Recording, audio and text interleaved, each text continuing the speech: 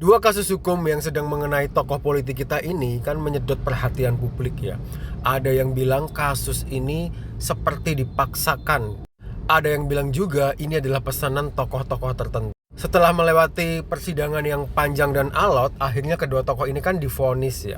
Ada Pak Tom Lembong dan ada juga Pak Hasto Kristianto yang telah divonis oleh pengadilan. Tom Lembong sendiri divonis 4,5 tahun walaupun beliau tidak terbukti memperkaya diri.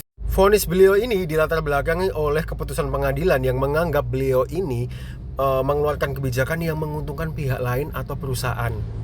Tentu saja vonis ini menimbulkan pro dan kontra di masyarakat. Banyak masyarakat yang menilai bahwa kasus ini dipaksakan gitu dan bermuatan politis. Sedangkan Pak Hasto sendiri itu divonis 3,5 tahun dalam kasus suap yang melibatkan Harun Masiku. Sedangkan tokoh utama dari kasus ini, Harun Masiku, sampai sekarang belum tertangkap oleh KPK.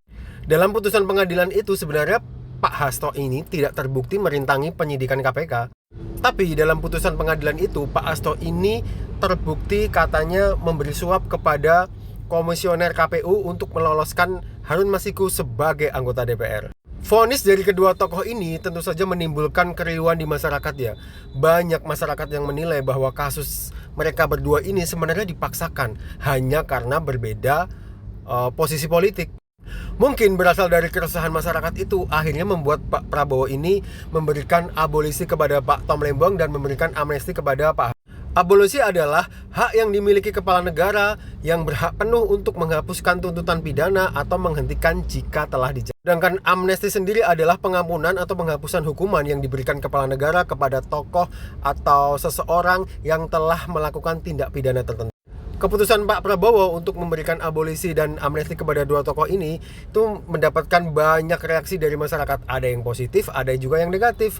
Kalau yang positif tentu saja mengapresiasi apa yang dilakukan Pak Prabowo. Sedangkan yang negatif, mereka itu mempertanyakan atau curiga jangan-jangan ini ada deal-deal politik di belakangnya. Kalau menurut kalian sendiri, sudah benarkah apa yang dilakukan Pak Prabowo ini terhadap Pak Tom Lembong dan Pak Hasto?